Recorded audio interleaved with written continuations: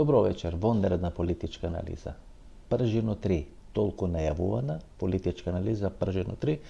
Сега дојде време да можеме да ја раскажеме, да можеме да ја презентираме пред вас кои сте мембари на емисијата во Центар, а можеби и пред пошироката македонска публика. Пржино 1 е симнување на Никола Груевски од власт. Пржино 2 е доаѓање на Зоран Заев на власт.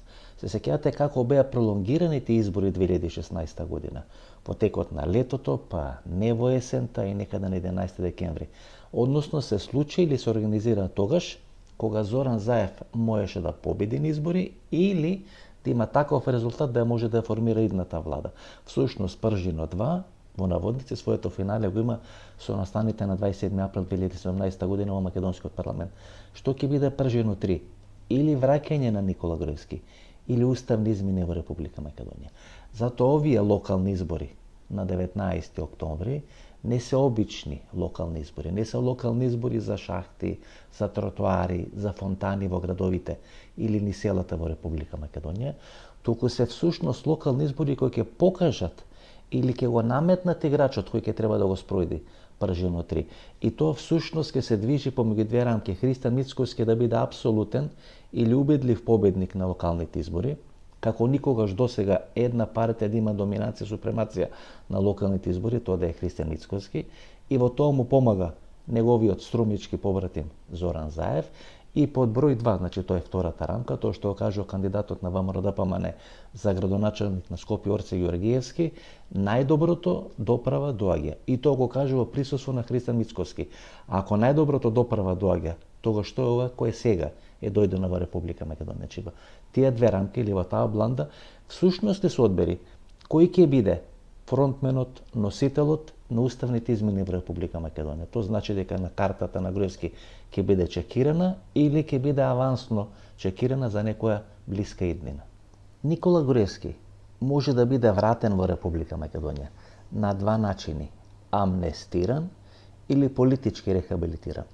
Под број 1 или прв пат, тоа се спомна во нон-пейперот на НС. Гледате, секогаш кога се сака да се врши притисок врз актуелната власт во Република Македонија, врз ВМРО-ДПМН, да се врши притисок за спроведување на одредени процеси во Република Македонија, од нафталин се вади прашањето на Никола Груевски. Значи за прв пат тоа е спомнато кога Јанес Јанша е се уште премиер на словеничката влада, во нон-пейперот кој сите го знаат, сите го видоа, сите го коментира, меѓутоа никој не знае кој е таткото или кој е мајката на тој нон-пейпер. Всушност прв пат е споменато враќање Никола Груевски назад во Република Македонија. Таму се споменати и други балкански разврски, Босна и Херцеговина, Косово, Република Македонија и така натаму и така натаму, меѓутоа сето тоа е поврзано и низ фонот на сето тоа се споменува враќање на Никола Груевски. Па имате одредена операција во која е вклучена американската амбасадорка во Република Македонија, поранешниот евроамбасадор во Република Македонија, тогашното владино раководство или кремот на владата Димитар Ковачевски, Артан Груби, Али Ахмети, Бујр Осман и така натаму, на средба ке поранешниот председател на Република Македонија Стеопан Даровски, снимени се тие разговори, документирани се тие разговори на некој волшебен начин стигнат до лидерот на опозицијата, тогаш Христијан Мицкоски, денес премиер на македонската влада. И тога се разговара за враќање на Никола Груевски назад во Република Македонија, правење на две ВМРО-ДПМН, едно под контрола на Мицкоски, второ под контрола на Никола Груевски. И ништо тоа не е реализирано. Дали со помош на Виктор Орбан, дали со помош на пријатели внатре и надвор од Република Македонија, меѓутоа целата таа постапка, целата таа операција е адаптирана или оставена за некои подобри времења. Пржино 1, Пржино 2, а бога ми Пржино 3, ке зависи од најмалку 4 семејства во Република Македонија.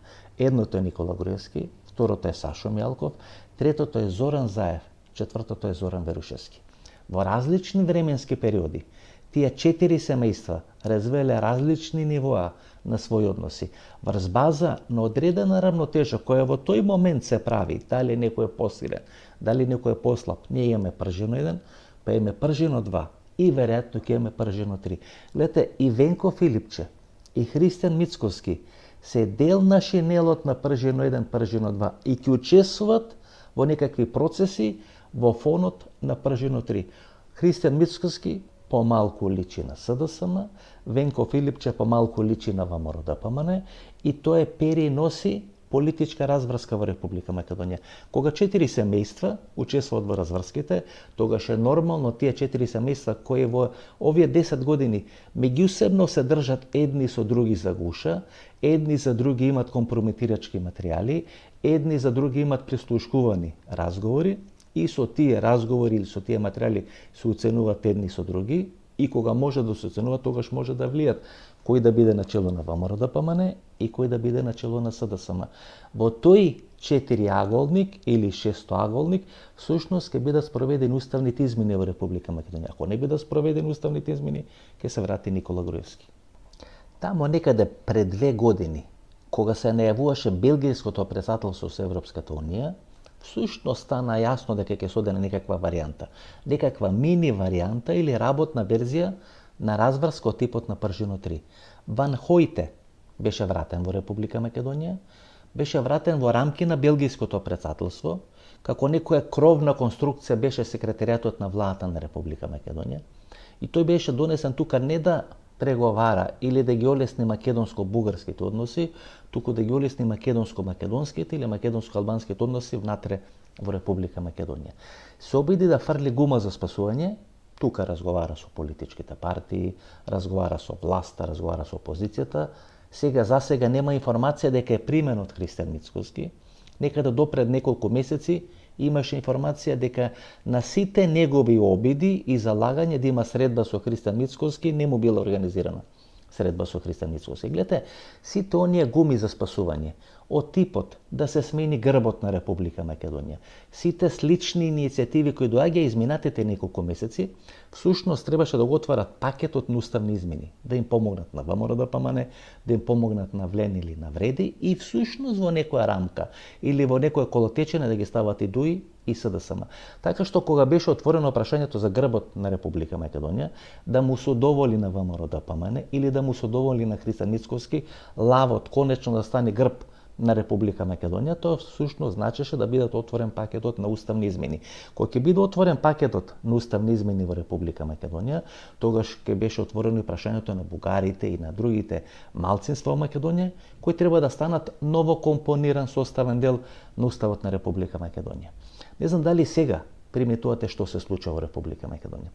Христијан Мицкоски, после оние негови шатал турнеи во Соединетите Американски држави, кој сакаше да ја продаде приказната дека е најголем меѓународен играч во Македонија кој се родил последните 34 години, пријател на Доналд Трамп, само што не се сретнал со Доналд Трамп.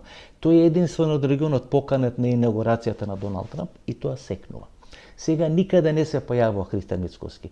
Посебно ги избегнува сите овие самити, каде што може да присуствува, меѓутоа никако да замени, бидејќи се чувствува очигледно непријатно ако треба да гостува или ако треба да биде гостен на такви самити. И ја праќа Гордана Селјановска. Бидејќи се плаши ако оди некој од владата на Република Македонија или ако оди некој од редовите на ВМРО-ДПМН, може да го засени Мицкоски на тие самити, бидејќи Мицкоски одсутен на тие самити. Ја праќа Гордана Селјановска, под број 1 бидејќи знае дека не може да го пополни тој простор надвор од Република Македонија, под број 2 што е многу важно, не може да го пополни тој простор внатре во Република Македонија. Така што во една таква симбиоза на Христијан Мицкоски и Гордана Селјановска ја обавува веде функцијата мајка на нацијата или татко на нацијата, но при тоа не може да се наметни врз премиерот на македонската влада и ние имаме сега една ситуација кога Мицкоски, гледате, Мицкоски никој воопшто не го притиска. Ни странци, ни амбасадори во Република Македонија. Тој ќе влезе во политичка криза бидејќи нема идеја како да реши одредени работи. Таа негова безидејност всушност ќе го донеси во одредена политичка криза. Тој не ги гледа проблемите, нема план и нема решение како да ги реши тие работи, бидејќи не ги гледа тие работи дека му се случуваат. Тој е опседна со себе, со својата величина, не оди на самити, бидејќи точно знае дека на тие самити ќе биде кажано или ќе му биде речено нешто што тој не е подготвен во оваа фаза на неговата кариера да го слушне или да го прифати.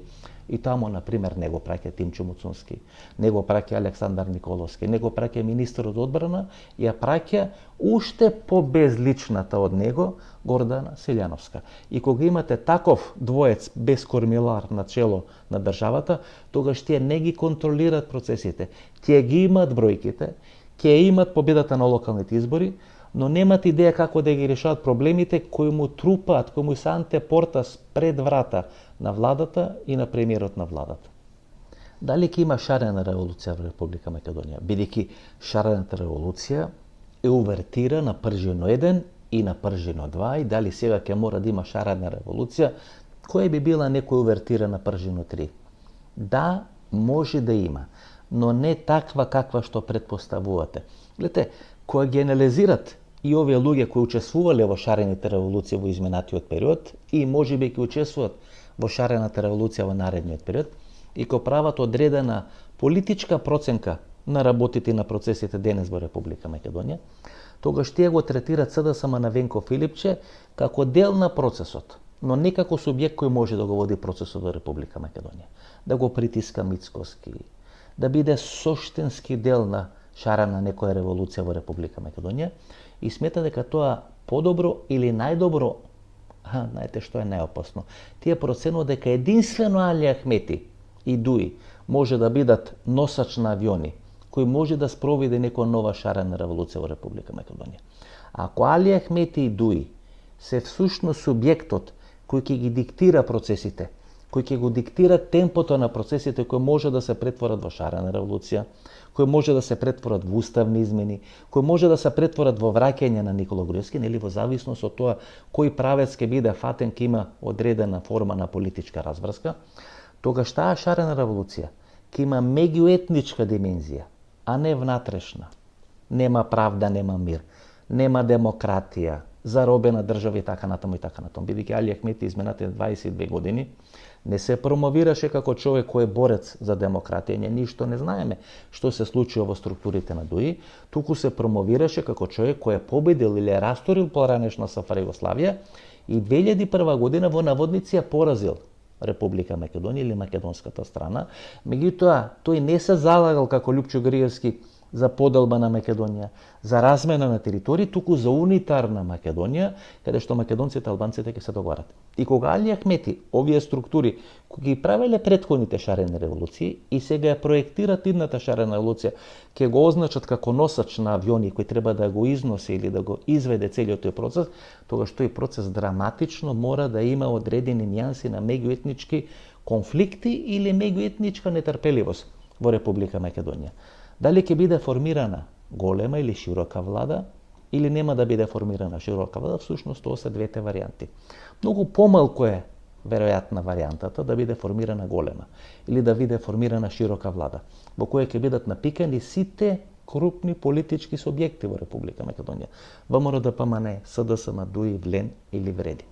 Многу поверојатно е во собранието да биде направена во наводници уставна коалиција, и таа уставна коалиција да ги спроведе уставните процеси во Република Македонија. Истите политички субјекти да бидат дел на таква во наводници уставна коалиција, која нема да биде знак на еднаквост со голема влада во Република Македонија. Знаете што е проблем во наводници на таква уставна коалиција? Нема субјект кој може да го води целиот тој процес. Тоа би можело да биде Гордана Селјановска, меѓутоа гледате двете партии во изминатите 15 или 18 месеци заеднички работат и Венко Филипче, чита и Зоран Заев и Христан Мицкоски, тоа да не биде Гордана Селјановска. Зошто да не биде Гордана Селјановска? Бидејќи може да се наметне и врз ВМРО, ДПМН и врз СДСМ. Ако двете партии работат во наводници на рушење на рейтингот на Гордана Селјановска, а бога ми најмногу работи самата Гордана Селјановска на рушење на рейтингот на Гордана Селјановска, тогаш вие немате патриарх, носач на авиони, кој може да спроведи процес на уставни измени во Република Македонија. Ако СДСМ сака да биде дел на тој процес, и ако имаше некаков обид на Венко Филипче кој бе оние настани, поврзани со дискотеката Пулс во Кочани, отворени телефони, вртење на одредени телефони, испраќање на порака за некакво заедништво на власт, опозицијата, на политичките структури во Република Македонија, и кога е направен некаков мост на Венко Филипче и Гордана Селјановска, овие ботови под контрола или не контрола на СДСМ, односно на Венко Филипче, а финансирани под контрола или не контрола на Венко Филипче, читај Струмица, читај ЗЗ или некакви блиски структури на Струмица и на ЗЗ, всушност направија се сите тие мостови, тие мали мостенца кои беа направени помеѓу СДСМ и Венко Филипче и Гордана Селјановска да бидат срушени. И сега имаме одредена ситуација Кога овие 2 или 3 структури дополнити со знам на Максим Димитриевски, гледате како меѓусобно се препокуваат. И што е суштината на тоа нивно препокување? Кои се црвените линии за ВМРО-ДПМН, за СДСМ и за знам во однос на еднината на Република Македонија? Тоа е суштинската дебата, која пред очи ви се случува, а вие можеби и не ја гледате. Кога ќе се дефинираат црвените линии, тогаш ќе се дефинира и пакетот и моделот како да се спроведат уставните измени во Република Македонија. СДСМ, за да преживее, се бори да влезе во власт со ВМРО-ДПМН, ВМРО-ДПМН за да преживее да не им се случи после 1 или 2 години еден натрешен колапс поради неспроведување на процесите, има потреба од СДСМ. Дуи, тука е, како да ви кажам, непотребен воајер и за СДСМ и за ВМРО-ДПМН. Мицковски не би сакал да коалицира со ДУИ. СДСМ и ДУИ се исклучуваат. Во некакви идни политички разврски нема место за СДСМ и за ДУИ, бидејќи ќе се борат кој да биде фронтменот. Фронтменот во опозицијата и фронтменот на некоја идна шарена револуција. Значи, во такви услови Зоран Заев и Христо Мицковски работат на поврзување на СДСМ и на ВМРО-ДПМН. Тие кои ја направиле шарената револуција, значи сите овие 4 семејства многу повеќе би преферирале формирање, ако не на голема или заедничка влада, тогаш на некоја уставна собраниска коалиција или најмногу се враќање на Никола Груевски, бидејќи без Никола Груевски не може да се спроведат никакви процеси во Република Македонија. Осумината ги испорача, беа направени уставни измени поврзани со Преспанскиот договор, за да биде спроведен францускиот предлог, се ми се чини дека ќе морат повторно да го враќаат Никола Груевски. Како ќе биде вратен Никола Груевски? Па така како што ја напушти Република Македонија. Ако во тоа учествувале британци, американци и германци, во тоа учествувал ДУИ и учествувал СДСМ со неправење, па по истата маршрута, со истите играчи, со истите зачини ќе биде вратен назад во Република Македонија. Гледате, сега во една точка треба да се спојат два многу крупни процеси во Република Македонија. Голема, широка влада за која многу мина дебатират, и овие процеси на нема правда, нема мир. Ајде да почнеме од тие процеси нема правда, нема мир. Основата за рушење или паѓање на СДСМ од власт во Република Македонија е нереализирање на очекувањата кои ги донесе таа платформа или тој лозунг или таа парола со која всушност се спроведе шарената револуција во Република Македонија. Нема правда, нема мир. Ако нема правда, нема мир, тога Зоран Заев не може да е власт во Република Македонија, бидејќи ги изневерил очекувањата на овие кои биле приврзаници на шарената револуција. Ако нема правда, нема мир, тога зошто Никола Груевски иде надвор од Република Македонија, бидејќи тој ја напушта власта под товарот на паролата нема правда, нема мир, бидејќи не може да испорача правда, не може да испорача мир. И знаете, кога вие не може да испорачате правда, не може да испорачате мир, тогаш не сте дел на решењето на проблемите, туку сте дел на проблемите или се суштината на проблемите, тоа што се случува во соседна Република Србија. Тамо може Александар Вучич да купи ден продај уште 1 месец, 2 месеци, 1 година, 2 години, меѓутоа тој не може да биде суштината на решавањето на проблемите во Република Србија. Така беше и Никола Груевски. Сега е сосема различна ситуацијата. Ако е адаптирана паролата нема правда, нема мир, тогаш нема шарена револуција која ќе биде спроведена на нема правда, нема мир. Сега е основата за некаква друга шарена револуција. Во една таква состојба, тогаш што да не се врати Никола Груевски, пропаѓа платформата нема правда, нема мир, тогаш зошто човекот кој на база на таа платформа мора да напушти Република Македонија, се уште да биде надвор од Република Македонија. Затоа сите овие парпелпања, процеси, конфронтации кои се случуваат околу судството, обвинителството во Република Македонија, па и тоа што го правеше Даниела Арсовска со дивоградбите во Чаир. Знаете, ако вие можете да ги голтните дивоградбите, амнестијата со дивоградбите на Даниела Арсовска, тога зошто да не голтните амнестија на Никола Груевски? И мора да биде расплетот во обвинителството и во судството. Гледате, во изминатите 12 месеци, главното кршење на копијата, па и во самата владеачка структура, читај ВМРО, ДПМН, е околу судството и околу обвинителството. Најголемите конфронтации се токму околу судството и обвинителството.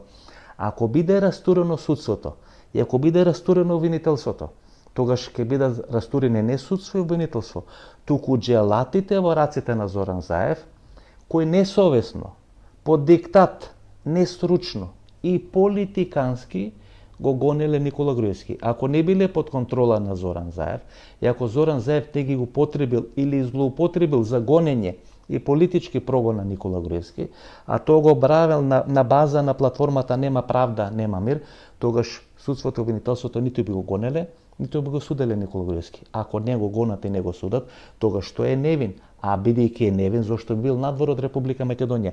Значи, целиот процес да може да заврши со враќање на Никола Груевски, а тој може да биде или амнестиран, или политички рехабилитиран, мора да биде во наводници скршено и судството и обвинителството во Република Македонија. Тоа ставање на ќосето, како споменик од времето Никола Груевски, беше пред суд 1 и пред суд 2, сега ставен во близината на хотел Континентал, и тоа го прави Даниела Арсовска. Тоа е порака која треба да биде испратена и до ВМРО-ДПМН и до меѓународната заедница. Дека без Никола Груевски, без неговата долга рака на ќосето, не може ништо да се спроведи во Република Македонија. За тоа да биде направено, овие 4 семејства, гледате како Зоран Верушевски полека се го напушта Зоран Заев, завршува прегратките на Кафетин коалицијата, всушност тој има и формирано Кафетин коалицијата, бидејќи првиот човек на Стопанската комора бил негов асистент, или тој му бил асистент кога овој студирал на факултетот за безбедност. Гледате, сите се експерти за безбедност, сите е поминале таа удба школа некаде крајот на 80-те години, пред да стапат на одредени политички функции во Република Македонија, така што еден исти ракопис, едно исто семејство, еден исти патриарх кој стои над сите, ги реди коцките во Република Македонија. Бидејќи благо се видоизменуваат односите во таа четворка или 4 крупни семејства, тие веројатно ќе мора да седнат преку нивните играчи, дали Венко Филипче, дали Христан Мицкоски, дали Али Ахмети, бидејќи Али Ахмети е дел на тој шинел, произлегува тој шинел. Одредени средби кои се правени на олигархијата против Али Ахмети, и исто така имате и свој пандан на одредени средби кои Али Ахмети ги имал со одредени припадници на олигархијата, дали Кочо Енгјуша, дали со одредени банкари, крупни банкари во Република Македонија. И во тоа четириаголно семејство на Сашо Мјалков, на Никола Груевски, на Зоран Заев и на Зоран Верушевски, кој полека веќе станува дел на таа Кафетин коалиција, вие ќе ја вклучите и Кафетин коалицијата, веќе ќе имате петоаголник, а не четириаголник. Тој петоаголник во еден момент ќе ги седни на маса да видите или без да видите и Зоран Заев, и Венко Филипче, и Христан Мицкоски, и ќе имат конференцијска врска со Никола Груевски. Дали тоа ќе заврши со уставни измени, тоа ќе зависи од меѓународната заедница. Зошто меѓународна заедница? Бидејќи првата идеја за голема или широка влада на ВМРО-ДПМН и СДСМ 2015-2016 година ја дава Ангела Меркел, тогашната германска канцеларка. Последната средба на таа тема е на самитот на ИПП на Малта, каде што присуствува министерот за тогашниот министер за надворешни работи на Република Македонија. Презентиран е план да биде формирана влада СДСМ ВМРО-ДПМН со мандат од 4 години. Првите 2 години да бидат ВМРО-ДПМН на власт, вторите 2 години, третата и четвртата, да биде СДСМ на власт. Автор, татко и мајка на тој план е Ангела Меркел. Дури 5 години или 6 години после тоа доаѓа планот на Зоран Заев, кој го договара тогаш со лидерот на опозицијата Христан Мицкоски, да биде формирана влада на СДСМ и на ВМРО-ДПМН, но не со мандат од 4, туку со мандат од 8 години, и сразмерно на резултатите да бидат поделени и министерските места. ДУИ или албанските политички партии, кои тогаш беа во доминација во владата на Димитар Ковачевски, да има толку министри согласно процентуалната застапеност во број на пратеници и во население според пописот во Република Македонија. Нон-пейперот на Јанша е дел на Пржино 3. Планот на Зоран Заев за нова влада е дел на Пржино 3. Разговорите кај Стео Пендаровски за враќање на Никола Груевски е дел на Пржино 3. Што е суштината? Па суштината е кој ќе го води процесот на Пржино 3. Сите конфронтации кои сега ви се случат на политичката сцена, вклучително и локалните избори, и резултатот на локалните избори, гледате како вештачки се крева Христан Мицкоски, токму со поддршка на Зоран Заев, а вештачки се спушта СДСМ на Венко Филипче, исто така со поддршка на Зоран Заев. Треба да испрати пораката дека играчот е Христан Мицкоски. Ако играчот е Христан Мицкоски, тогаш тоа ќе го прави со поддршка на Зоран Заев.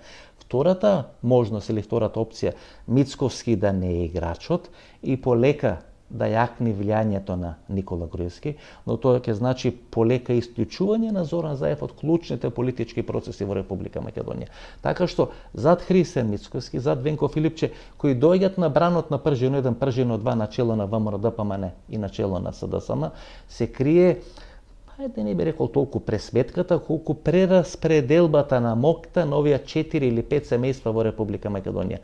Суштината на процесите денес, вклучително и локалните избори, кој ќе го води процесот на уставни измени, односно кој ќе го води процесот на Пржино 3. Ако тоа Пржино 1 беше Зоран Заев, Пржино 2 беше Зоран Заев и Никола Груевски, Пржино 3 ќе видиме кој ќе биде. Во зависност од тоа кој ќе биде, таква ќе биде и политичката разврска во Република Македонија. Како беа најавувани бомбите на Зоран Заев, или како 2015 година беа најавувани сите тие епизоди на вистината за Македонија. Тик-так, и знакот на бомба. Еве го Facebook статусот на градоначалникот на Струмица, Костадин Костадинов, во наводници кој е во конфликт со лидерот на СДСМ Венко Филипче. Тик-так, наскоро можеби нема да биде никаква бомба, меѓутоа знаете, тоа е символиката. Тоа е символиката која сте гледале 2015 година. Тоа е символиката која Струмица или поранешно струмички градоначалник го донесе на чело на македонската влада. И само неколку часа претходно, значи еден до друг Facebook статуси, Костадин Костадинов му реплицира на Венко Филипче, односно на интервјуто на Венко Филипче кој го дава за националната телевизија. И има еден пасус во тоа негово описание на Facebook. Лесно е да се биде во СДСМ, но многу е потешко да го носи СДСМ во себе, особено кога изворно не си дел на неговите темели, туку си дојденец во него. Веројатно ова се однесува на Венко Филипче. Не е посочен Венко Филипче, меѓутоа суштината и поводот на тоа описание е интервјуто на Венко Филипче за македонската радиотелевизија. Во интервјуто за емисијата 360 степени, кај што гостуват заедно со Христијан Мицкоски. Интервју на Христијан Мицкоски, па интервју на Венко Филипче. Кога градоначалникот на Струмица, поранешен портпарол на СДСМ, пратеник од редовите на СДСМ, а можеби и член на извршниот одбор на СДСМ, најавува тик-так и го обвинува лидерот на СДСМ дека е дојденец во партијата, а пред една или две политички анализи ви реков дека не можам да поверувам дека Зоран Заев, кој располага со такво купиште на компрометирачки материјали за сите во државата, да не може да го дисциплинира градоначалникот на Струмица или да не може да ги дисциплинира неговите струмичани, симпатизери и активисти на СДСМ, кои биле незадоволни од градоначалникот и тоа било основа или повод тој да не биде кандидиран за нов мандат градоначалник на Струмица. И тогаш гласно размислав дали тоа не е основа токму од Струмица да почнат процесите за промени во СДСМ. Процесите за промени или за дисциплинирање на Венко Филипче. Гледате, суштината е дека Венко Филипче не смее сам да преговара со Христијан Мицкоски. Овие црвени линии кои ги најавува Венко Филипче, кој горе доле ги прифаќа Максим Димитриевски, за кој гласно размислува или гласно критикува Христијан Мицкоски, требаше да бидат основа за формирање на некоја во наводници заедничка влада.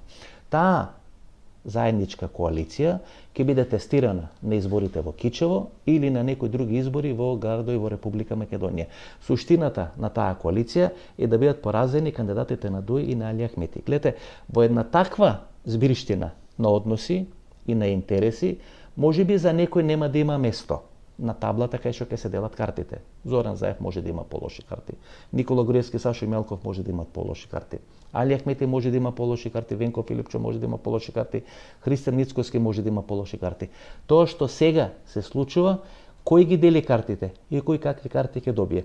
Затоа внимателно читајте ги ваквите пораки. Дали на Костадин Костадинов, дали на други симпатизери на СДСМ. Во МРДПМН тоа оди малце поинаку. Тамо секој процесите се случуваат под маса, под радарот, вие не гледате тоа што се случува, одеднаш ќе имате одредена не експлозија, туку имплозија внатре во структурите на ВМРО-ДПМН, така што гледате што ќе се случува. Пред избори, ниту еден меѓународен играч, вклучително амбасадори во Република Македонија, нема ништо да му префрлат на Христијан Мицкоски. Не очекувам дека ниту по изборите ќе има еден сериозен притисок надворешен врз Христијан Мицкоски, освен дека тој нема план за ниту еден проблем во Република Македонија, гледате, нема план ни за загадување. Нема план ни за кочење. Тој оди во кочење и ги убедува дека власта на ВМРО-ДПМН овие 4 години направила толку многу што кочанчани треба да бидат горди на таа локална власт во градот. а загинуваат 63 луѓе, 63 деца. Така што ако вие немате контакт со реалноста, не ја примате таа реалност која не ви одговара, таа ве иритира, ве навредува, не сакате да комуницирате со неа, тогаш без план и без идеја проблемите ќе ве навјасат. Во една таква ситуација странците може и да не се замешат на ниво на политичари, на ниво на премиери, на ниво на власт, на ниво на Европска унија, но Соросовите структури во Република Македонија, сега играјќи на картата не на СДСМ, туку на Али Ахмети, всушност ќе ги обединат сите овие фактори во некоја нова разврска и нова прераспределба на мокта. Тоа ќе биде пржина 3. Тоа е суштината на наша вечерашна анализа. Се гледаме во вторник, 22 часот и 30 минути. До вторник, пријатна вечер Македонија, каде и да си.